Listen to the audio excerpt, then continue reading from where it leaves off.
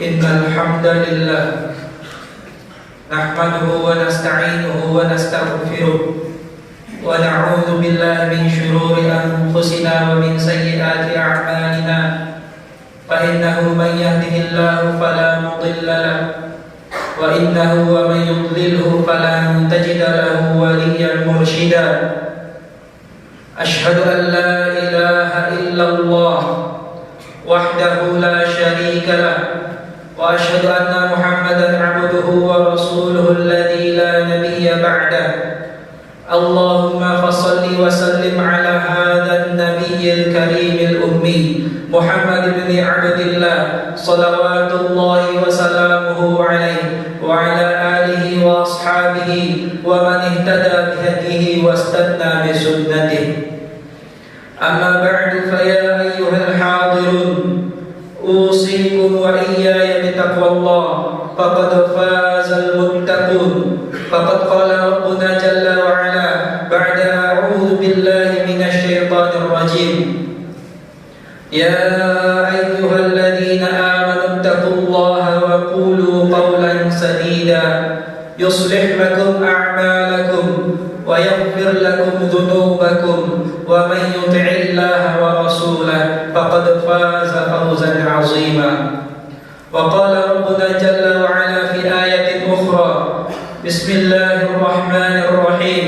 Wal yakhshal ladzina law taraku min khalfihim dhurriyyatan dhi'afa khafu 'alaihim falyattaqullaha wal yaqulu qawlan sadida. Ma'asyiral muslimin rahimani wa rahimakumullah. Kita awali khutbah singkat kita pada kesempatan siang hari ini dengan memuji Allah Subhanahu wa taala dengan ucapan syukur alhamdulillahi rabbil alamin.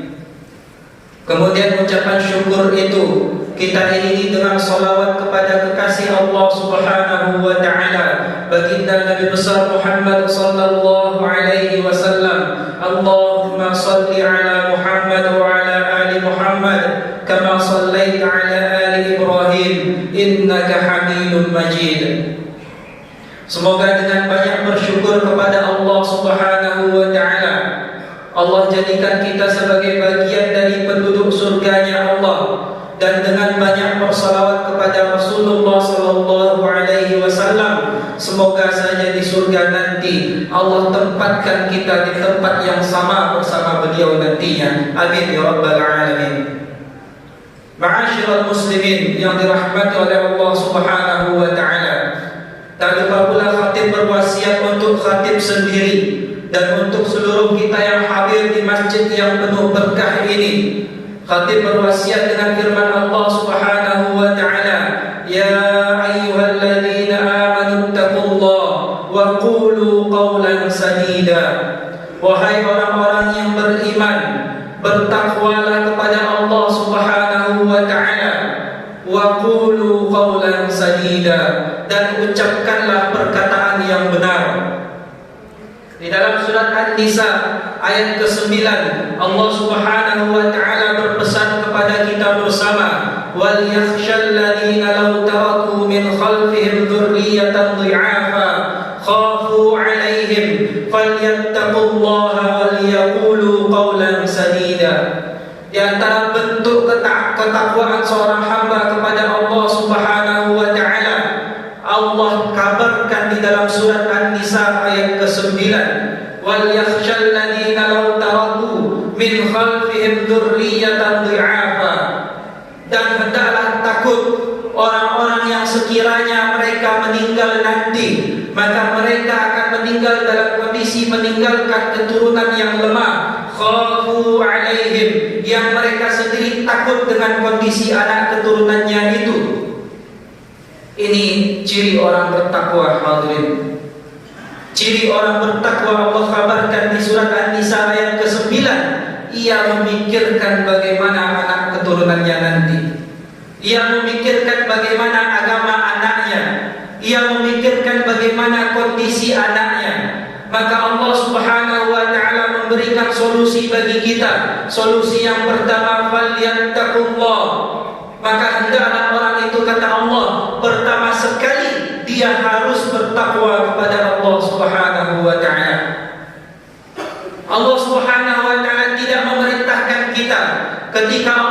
menyuruh kita menghadirkan generasi yang soleh, pertama sekali yang dilakukan bukan mensolehkan generasi keturunan kita itu. Tapi Allah Subhanahu wa taala mengatakan kepada kita di surat An-Nisa, pertama sekali sebelum mensolehkan generasi kita, sebelum mendidik anak keturunan kita menjadi anak yang bertakwa, falyattaqullah, maka hendaklah orang itu terlebih dahulu yang bertakwa kepada Allah. Wal yaqulu qawlan sadida, dan hendaklah mereka mengucapkan perkataan yang benar, hendaklah mereka menyampaikan perkataan yang lurus, nasihat yang baik. Allah Subhanahu wa taala, hadirin yang dirahmati oleh Allah Subhanahu wa taala, memberikan ibrah kepada kita dengan seorang laki-laki biasa yang dia bukan seorang raja, dia bukan seorang nabi yang mendapat wahyu dari Allah, bahkan dia bukan pula seorang raja yang memerintah dengan adil. Dia bukan seorang hartawan yang berlimpah harta yang mendermakan hartanya di jalan Allah. Dia bukan seorang tokoh masyarakat yang perkataannya menjadi keputusan bagi kaumnya. Tapi Allah abadikan dia di dalam Al-Quran. Bahkan namanya Allah jadikan nama sebuah surat di dalam Al-Quran. Seorang pria biasa yang hari ini kita kenal dengan nama Luqman, diberi gelar dengan Al-Hakim, maka jadilah dia Luqmanul Hakim, Luqman yang penuh dengan hikmah. Allah abadikan Luqman di dalam Al-Quran. Bahkan namanya Allah jadikan nama sebuah surat di dalam Al-Quran, surat Luqman, surat ke-31 di dalam mushaf. Padahal Luqman bukan nabi, hadirin. Dia tidak mendapatkan wahyu dari Allah. Luqman bukan pula seorang raja yang memerintah dengan adil seperti Dzulqarnain di surat Al-Kahfi. Luqman bukan pula seorang pemuka kaumnya. Luqman tidak mempunyai anak atau cucu seorang nabi seperti Imran. Tapi Allah abadikan namanya di dalam Al-Quran. Maka ini menjadi perhatian bagi kita bersama, hadirin. Karena apa Allah mengabadikan Luqman di dalam Al-Quran? Ternyata setelah kita lihat dan kita perhatikan, Luqman Allah abadikan di dalam Al-Quran karena hal sederhana yang ia lakukan, tapi hal yang sederhana itu berdampak besar bagi anak keturunannya. Luqman, hadirin yang dirahmati oleh Allah Subhanahu wa taala, Allah abadikan di dalam Al-Quran tak lain dan tak bukan karena ia sebagai seorang ayah hadir di dalam pendidikan anaknya. Luqman sebagai seorang orang tua hadir di dalam membersamai anaknya. Luqman bukan tipe seorang ayah yang ketika Allah karuniakan kepada dia anak, lalu ayah pergi mencari nafkah keluar dan tak peduli lagi dengan tumbuh kembang pendidikan anaknya. Luqman dengan segala aktivitasnya memperhatikan pendidikan anaknya. Luqman dengan segala aktivitas kehidupannya memberikan waktu khusus untuk menasihati dan memperhatikan anaknya. Bahkan Luqman menyediakan waktu khusus untuk berjalan-jalan berdua bersama anaknya, sekedar untuk menyampaikan nasihat kepada si anak tersebut.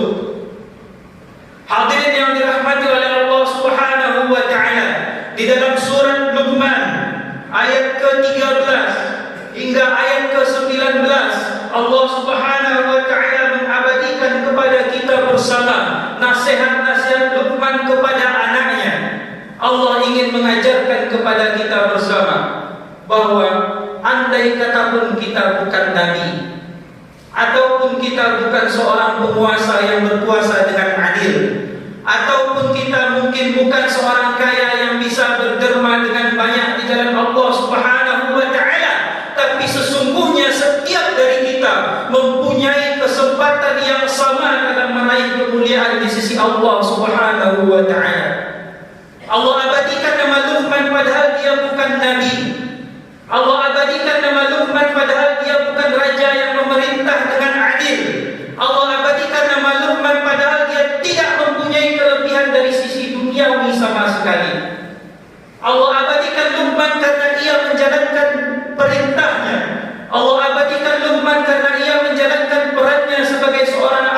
dengan baik. Hadirin yang dirahmati oleh Allah Subhanahu wa taala, setidaknya ada 8 nasihat yang Luqman berikan kepada anaknya yang Allah abadikan di dalam surat Luqman ayat ke-13 hingga ayat ke-19.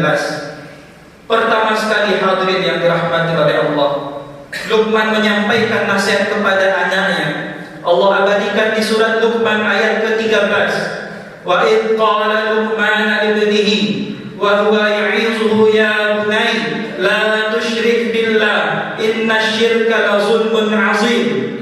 Wa idh qala Luqman libnihi, dan ketika Luqman berkata kepada anaknya, wa huwa ya'izuhu, dan ketika itu ia sedang memberikan mau'izah kepada anaknya. Apa itu mau'izah? Mau'izah dijelaskan oleh para ulama adalah nasihat kebaikan yang disampaikan dengan cara-cara yang menyentuh hati. Mau'izah, nasihat kebaikan yang disampaikan dengan cara-cara yang menyentuh hati. Maka ini langkah pertama di dalam mendidik generasi kita, hadirin, memberikan pengajaran-pengajaran, memberikan nasihat-nasihat kepada anak kita di rumah dengan cara-cara yang akan menyentuh hati dia. Bukan dengan cacian, bukan dengan makian, bukan dengan teriakan bentakan yang justru akan semakin mengerdilkan hatinya. Wa huwa ya'izuhu, dan ketika itu dia sedang memberikan nasihat kebaikan kepada anaknya dengan cara-cara yang menyentuh hati si anak. Sehingga sebagian ulama tafsir mengatakan, dahulu anak Luqman itu seorang musyrik.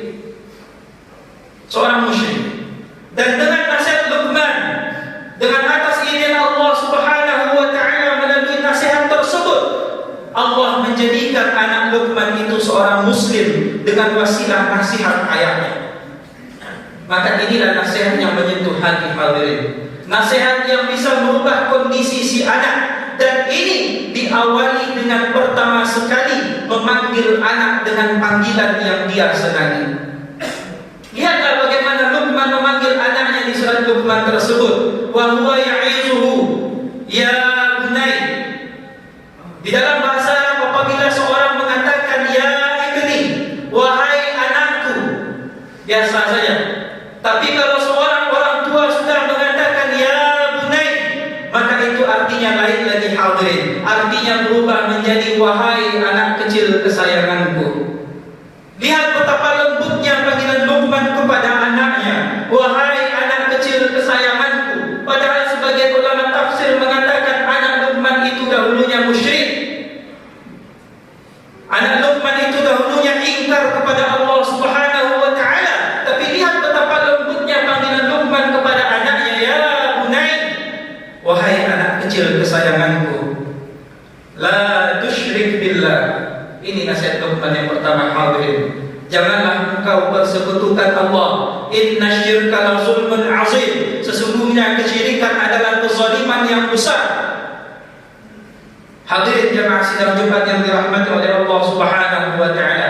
Ini nasihat Luqman yang pertama kepada anaknya, meluruskan akidah si anak terlebih dahulu, mengokohkan pondasi keimanannya terlebih dahulu. Karena ketika pondasi keimanan telah kokoh, maka akan mudah setelah itu memasukkan nasihat kepada si anak.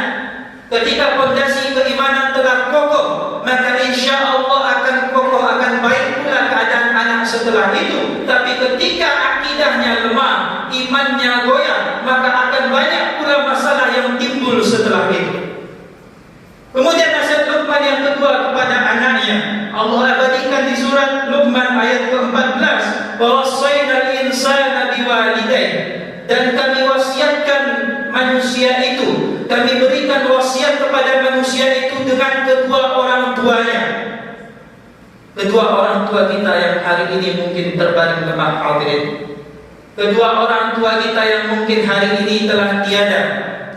Mereka adalah wasiat dari Allah Subhanahu wa taala.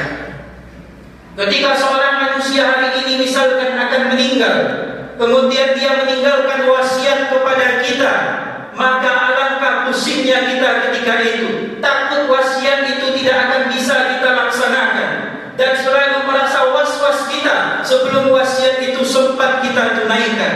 Maka Allah mewasiatkan orang tua kita kepada kita, hadirin. Maka Allah mewasiatkan orang tua kita kepada kita. Dan seorang pemberi wasiat tentu nanti dia akan bertanya kepada yang menerima wasiat, bagaimana si penerima itu menjaga wasiat yang telah diberikan tersebut. Maka orang tua kita adalah wasiat dari Allah Subhanahu wa ta'ala, yang kelak Allah akan menanyakan kepada kita, sudahkah kita jaga wasiat itu dengan baik atau belum. Hamalathu ummuhu wahnan ala wahn, yang ibunya telah mengandung dia dalam kondisi lemah dan bertambah lemah. Semakin besar kandungan seorang ibu, semakin lemah badannya, semakin sakit fisiknya. Wa fisaluhu fi amain, kemudian ibu itu harus menyapihnya, harus menyusuinya selama 2 tahun. Anishkur li wa liwalidayk. Ini yang menarik, hadirin. Ketika Allah Subhanahu wa ta'ala mewasiatkan kepada kita bersama tentang orang tua kita, kemudian Allah menggambarkan kepada kita kesusahan orang tua di dalam mengandung hingga membesarkan kita. Hamalathu ummuhu wahnan ala wahn, yang ibunya mengandung dia dalam kondisi lemah, terus bertambah lemah. Menariknya, setelah itu Allah tidak langsung menyuruh kita berterima kasih kepada orang tua. Pertama sekali Allah menyuruh kita, anishkurli, bersyukurlah kalian kepadaku. Baru setelah itu Allah Subhanahu wa ta'ala mengatakan dengan waliwalidayk, dan kepada kedua orang tuamu. Hikmahnya yang pertama, hadirin, seorang hamba itu belum bisa dikatakan sebagai hamba yang bersyukur ketika masih ada hak-hak orang tuanya yang ia lalaikan. Seorang hamba itu walaupun dia solat 5 waktu, berpuasa Senin dan Kamis, bersedekah dan berzakat, naik haji dan umrah berulang kali, tapi ketika ada hak orang tuanya yang ia lalaikan, maka dia belum dikatakan seorang hamba yang bersyukur. Anishkurli, pertama sekali bersyukur kalian kepadaku, kata Allah. Baru setelah itu dengan kalimat wa, yang artinya dan, liwalidayk, dan kepada kedua orang tuamu. Apabila Allah Subhanahu wa ta'ala mengatakan anishkurli thumma liwalidayk, bersyukurlah kalian kepadaku kemudian kepada kedua orang tuamu, maka Allah memberikan hak kepada kita. Allah memberikan hak kepada kita untuk menunda bakti kepada orang tua itu. Tapi Allah mengatakan anishkur li wa liwalidayk, bersyukurlah kalian kepadaku dan kepada kedua orang tuamu. Maka ini tidak bisa dipisahkan, hadirin. Ketika ada kata wa di dalam bahasa Arab di tengah-tengah beberapa kalimat, maka kalimat itu datang secara bersamaan. Fulan dan fulan datang ke masjid ini, maka dia datang secara bersamaan. Tapi jika fulan dan fulan datang kemudian fulan datang lagi, maka mereka datang secara bergantian. Tapi Allah mengatakan anishkur li wa liwalidayk, bersyukurlah kamu kepadaku dan kepada kedua orang tuamu. Maka dua bentuk kesyukuran ini harus hadir dalam waktu yang bersamaan. Tak bisa kesyukuran kepada Allah itu, ibadah kita itu menjadikan kita melalaikan hak orang tua kita. Tak bisa, hadirin. Ini nasihat Luqman yang kedua kepada anaknya. Nasihat Luqman yang ketiga kepada anaknya, agar si anak selalu merasa diawasi oleh Allah Subhanahu wa ta'ala. Ya bunai, Luqman ulangi sekali lagi memanggil anaknya dengan panggilan yang penuh dengan kasih sayang. Wahai anak kecil kesayanganku, innaha intakum mithqala habbah min khardal, andai kata ada sebuah benda yang sebesar biji sayur, fatakun fi sakhratin, lalu benda itu berada di dalam sebuah batu, au fis samawat, atau berada antah berantah di langit sana, au fil ardi, atau benda yang sebesar biji sayur itu berada di kedalaman bumi, ya'ti bihallah, maka Allah akan mampu mendatangkannya. Apa maknanya, hadirin? Luqman ketika itu sedang memberikan pemisalan kepada anaknya bahwa andai kata benda yang sebesar biji sawi saja, yang benda itu entah berada di mana di langit sana, atau benda itu berada jauh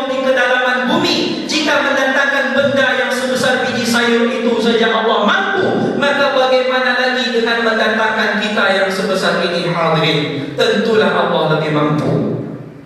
Maka Allah akan mendatangkan seorang hamba di yaumul mahsyar nanti. Allah akan mendatangkan seorang hamba di hari akhir nanti untuk meminta pertanggungjawaban terhadap segala yang telah dia perbuat. Maka ajarkan anak kita bahwa apapun yang dia lakukan hari ini, Allah akan memintai pertanggungjawabannya. Yang keempat, hadirin, Luqman mengingatkan kepada anaknya, aqimis shalah. Ya bunai, wahai anak kecil kesayanganku, aqimis shalah, tegakkanlah salat. Ini keempat yang Luqman ajarkan kepada anaknya. Bagaimana agar si anak selalu melaksanakan salat, dan Allah menyuruh kita wastabir 'alaiha, kuatkan kesabaranmu di dalam menyuruh keluargamu itu untuk salat. Kemudian nasihat Luqman yang kelima kepada anaknya, agar si anak peduli kepada lingkungannya dengan cara menyuruh orang untuk melakukan kebaikan dan mencegah orang ketika dia melihat orang itu melakukan kemungkaran. Wa aqimis shalah, tegakkanlah salat. Wa'mur bil ma'ruf wanha 'anil munkar. Wa'mur bil ma'ruf, dan suruhlah orang mengerjakan yang baik. Wanha 'anil munkar, dan cegahlah, tahanlah orang dari melakukan perbuatan yang mungkar. Luqman mengajarkan kepada anaknya dengan cara amar ma'ruf nahi munkar untuk peduli dengan lingkungannya. Ajarkan anak kita untuk peduli dengan lingkungannya. Terlebih ketika kita memberikan fasilitas kepada si anak, ketika kita memberikan handphone kepada si anak, ajarkan dia untuk tetap peduli dengan kondisi sekitarnya. Ini yang kita sedihkan hari ini, hadirin. Anak diberikan fasilitas, tapi anak tidak diberikan cara bagaimana menggunakan fasilitas itu. Maka timbullah generasi yang tidak peduli dengan lingkungannya, timbullah generasi yang tidak peduli dengan panggilan orang tuanya, karena di tangannya sudah asik dengan game online. Kemudian nasihat Luqman yang keenam kepada anaknya, agar si anak ridha dengan apapun takdir yang Allah berikan kepada mereka. Wasbir 'ala ma asabak. Ya bunai, aqimis shalah wa'mur bil ma'ruf wanha 'anil munkar. Wasbir 'ala ma asabak, dan bersabarlah terhadap apapun kondisi yang menimpa. Ajarkan anak kita untuk ridha dengan takdir Allah Subhanahu wa taala, bahwa semua yang ia minta tidak mungkin seluruhnya ia dapatkan. Ajarkan ia beginilah kondisi orang tuamu nak. Kalau ini kita ajarkan dengan benar, hadirin, biidznillah, dengan izin Allah, tidak akan kita dengar berita seorang anak yang membunuh orang tuanya karena tidak diberikan motor. Tidak akan kita dengar berita seorang anak yang membakar rumah orang tuanya karena tidak diberikan handphone. Nah, boleh jadi ternyata selama ini anak kita malah melawan kepada kita. Boleh jadi selama ini anak kita bersikeras kepada kita, karena mungkin ternyata kita yang lupa mengajarkan si anak untuk ridha dengan takdir Allah Subhanahu wa taala. Kenalkan anak dengan konsep takdir. Nasihat Luqman yang selanjutnya kepada anaknya, hadirin, agar si anak selalu rendah hati. Wala tusahhir khaddaka linnas, dan jangan engkau palingkan wajahmu dari manusia karena rasa sombong. Wala tamshi fil ardi maraha, inna Allah la yuhibbu kulla muhtalin fakhur. Wala tamshi fil ardi maraha, dan janganlah engkau berjalan di bumi itu dengan gaya berjalan yang sombong. Inna Allah la yuhibbu kulla muhtalin fakhur. Sesungguhnya Allah tidak mencintai setiap orang-orang sombong yang membanggakan dirinya. Ajarkan anak kita untuk rendah hati, hadirin. Ketika kita memberikan kepada dia fasilitas sepeda motor misalkan, ajarkan anak itu untuk rendah hati dengan sepeda motornya. Ajarkan anak itu adab bagaimana menggunakan kendaraan tersebut. Terkadang kita berikan dia fasilitas, tapi kita lupa mengajarkan adab menggunakan fasilitas itu.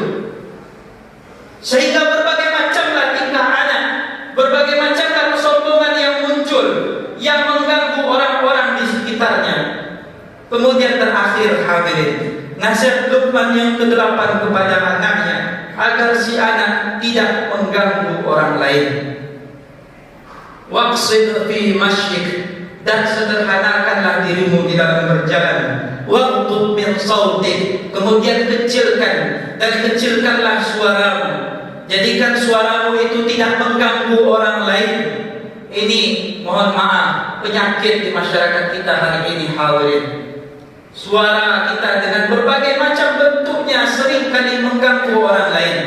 Atas nama Barale misalkan, atas nama perayaan HUT RI misalkan, dibunyikan organ sekeras-keras entah hingga pukul 2 hingga subuh hari bahkan.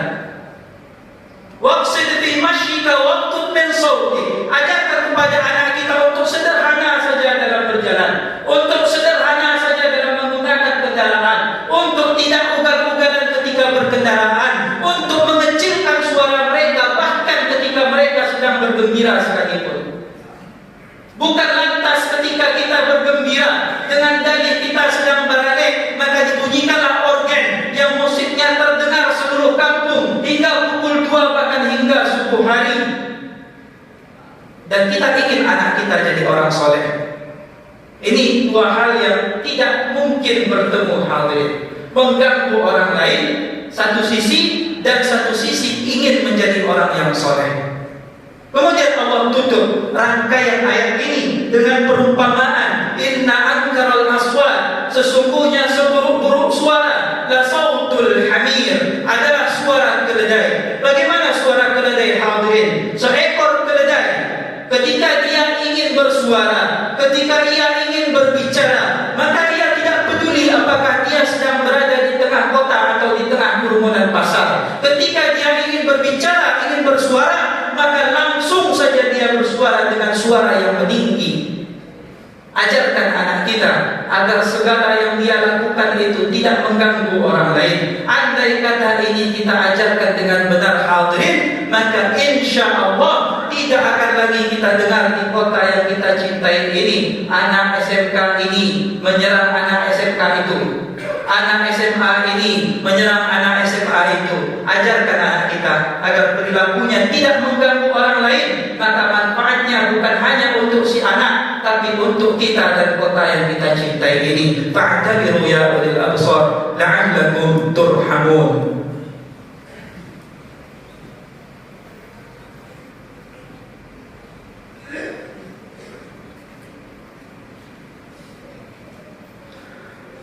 Ahmadu Rabbi Dzul Fadli Alaihi, Rabbuna al-Ma'budu Dzul Arshil 'Ali, wa salawatu Rabbi ma'a taslimihi lilladzi jaa'a bi syar'in mukmali. Amma ba'du, fa ya ayyuhal hadirun, usikum wa iyaya bi taqwallah, faqad fazal muttaqun. Hadirin jemaah sidang Jumat yang dirahmati oleh Allah Subhanahu wa taala. Di dalam surat At-Taghabun, surat At-Taghabun yang terletak di juz ke-28, Allah Subhanahu wa taala berfirman kepada kita bersama, ya ayyuhalladzina amanu, wahai orang-orang yang beriman, inna min azwajikum, sesungguhnya di antara istri-istri kalian nanti, wa auladikum, dan di antara anak-anak kalian nanti, aduwwan lakum, akan ada yang menjadi musuh bagi kalian. Istri kita yang hari ini berada di rumah, anak kita yang hari ini berada di sekolahnya, kelak boleh jadi kata Allah akan menjadi musuh bagi kita. Fahdaruhum, maka berhati-hatilah dengan mereka. Wa in ta'fu wa tasfahu wa taghfiru fa innallaha ghafurur rahim. Dan jika kalian saling memaafkan dan saling menyantuni serta saling memberikan maaf, maka Allah itu Maha Pengampun lagi Maha Penyayang. Istri yang kita cintai, hadirin, anak yang kita sayangi, boleh jadi kelak akan menjadi musuh kita. Ketika kapan? Ketika kita lupa membimbing dia di dunia, dan di akhirat dia Allah putuskan menjadi penduduk neraka. Maka ketika itu istri akan menuntut kepada Allah Subhanahu wa ta'ala. Boleh jadi nanti istri akan berkata, ya Allah, suamiku tidak pernah menyuruhku mengenakan hijab. Kenapa engkau masukkan aku ke neraka sedangkan engkau biarkan suamiku ke surga? Boleh jadi anak kita nanti akan berkata di akhirat, ya Allah, ayahku tidak pernah mengingatkanku untuk sholat, ayahku tidak pernah mengingatkanku untuk tidak mengganggu orang lain. Kenapa engkau surga ya Allah. Bukankah Rasulullah sallallahu alaihi wasallam telah bersabda, kullukum ra'in wa kullukum mas'ulun an ra'iyati. Setiap kalian adalah pemimpin dan setiap pemimpin akan dimintai pertanggungjawaban terhadap apa yang telah dia pimpin. Maka Allah telah akan menanyakan kepada kita bagaimana kita di dalam membimbing dan membina istri serta anak kita. Inna Allah wa malaikatahu yusalluna 'alan nabi ya ayyuhalladzina amanu sallu 'alaihi wa sallimu taslima. Allahumma salli 'ala Muhammad wa 'ala ali Muhammad kama shallaita 'ala Ibrahim wa 'ala ali Ibrahim innaka Hamidum Majid. Allahumma ighfir lil muslimina wal muslimat wal mu'minina wal mu'minat al ahya'i minhum wal amwat innaka sami'un qaribun mujibud da'wat ya qadiyal hajat. Allahumma la tada' lana dhanban illa ghafartah wa la hamman illa farajtah wa la daynan illa qadaitah wa la hajatan min hawaijid dunya illa qadaitaha wa yassartaha ya rabbal alamin. Allahumma inna nashku ilaika dha'fa quwwatina fansurna warhamna ya arhamar rahimin. Allahumma ansurna warham ikhwanana al-mustad'afin fi masyariqi ardika wa magharibaha ya rabbal alamin. Allahumma ansurna, Allahumma waffiqna, Allahumma waffiq azwajina wa auladana ila ma tuhibbu wa tarda. Allahumma waffiqna wa waffiq fatayatana wa shababana ila ma tuhibbu wa tarda. Allahumma inna na'udzu bika min al-baras wal junun wal judani wa min sayyi'il asqam. Rabbana atina fid dunya hasanah wa fil akhirati hasanah wa qina 'adzaban nar. Wa sallallahu ala habibina Muhammad wa ala alihi wa ashabihi wa sallim walhamdulillahi rabbil alamin. Aqimus shalah.